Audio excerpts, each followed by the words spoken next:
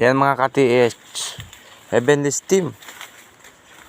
Smiley turtle with my tail. But ang tail niya is putol. Ayan, putol. So dahil putol, wag ka na dun punta. So banata mo na ang opposite niya. So papunta yan ng 225, banata mo ng 445. Punta yan dun sa small load, sa target. Then 4 ang dinadala nitong small load. Itong Heavenly Steam natin. Yan, triangle. So automatic may load dyan sa norte. Dahil halos nakaharap siya sa norte. Pero pag doon yan nilagay sa south, automatic ang load niya nasa south. Then meron ding slash. Yan. So nakaharap siya dito sa 315. So automatic may load sa 315. So dito natin nakuha yung mga HTM. Subalit wala dyan ang target sa nakakaalam.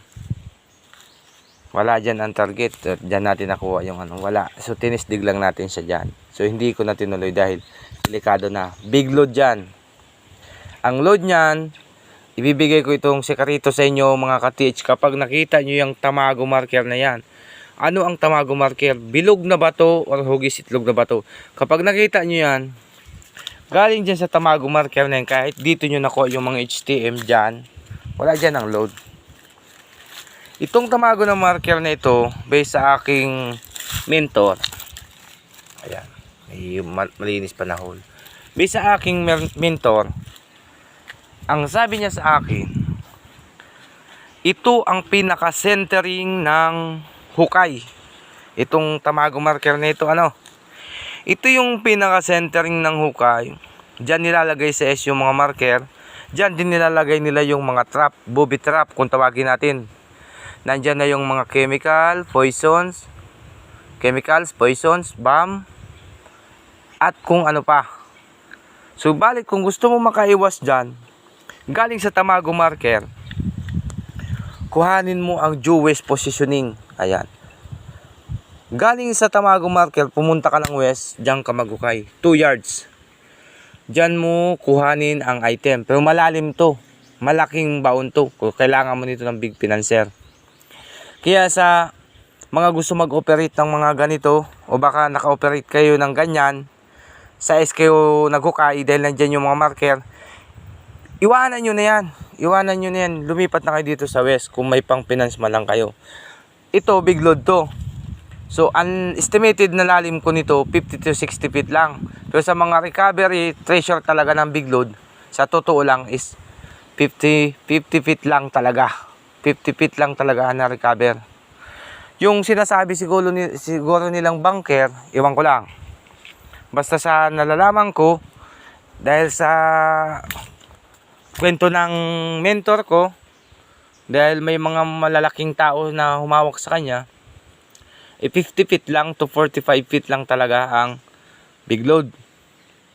Kaya lang malawak ang pagkakagawa nila ng hukay. Ang ginagawa nila, hinuhukay nila yung circumference ng big load ng 15 feet kwadrado.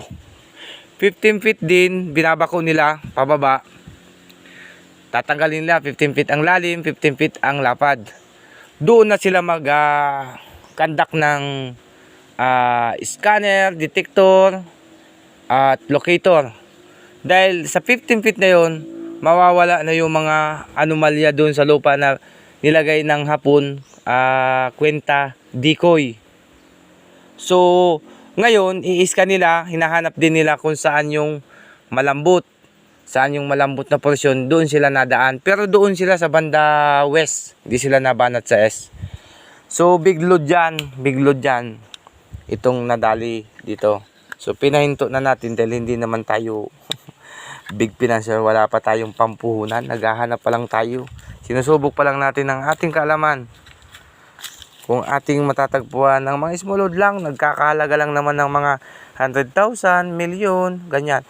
So, galing dyan sa big load, so Joe S ang small load natin. So doon. So, tinitistig na natin yan, small load. So, galing naman dito sa big load, may isa pang small load yan. Lagyan ko ng palatandaan dahil meron tayong ditong bench marker. Ayan, or pinaka-fulcrum point. Galing dito sa box marker na yan. So, abante ka ng JOS. Yan ang mga sekreto ng mga box sign na yan. Sa JOS talagang load. So, yan, nilagyan ko ng palatandaan. Yung tali na yan, diretso yan doon sa triangle sa smiley turtle. Ayan. Then may lock na yan doon, yung bato. May bato doon na may letrang D.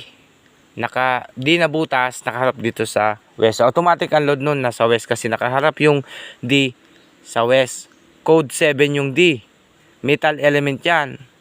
Kapag nakaharap naman sa 315, automatic na sa 315 ang load. So, galing naman dito, dahil may dinadala itong 4 na dots, kasama na yung small doon. Yung big load natin, ito, kuha na natin na ng degree. Yung big load dito is naka ano lang siya. Teka lang, malalim-lalim nga ito. 240. Naka 245 degrees siya. So, 245 degree. So, automatic 45 degrees siguro ang estimated lalim ng big load. So, bahala na yan. Sa kanila na yan. Sinong gusto mag-operate yan. Tapos, galing naman dito, ayan, 120 degrees. 120. Ba't hindi ka makita yan? 120 degrees yung small load. So, wow. Kasi 120 ano. Wow talaga yan. 120 degrees. Tapos yung jar doon, papunta dyan, 15 degrees.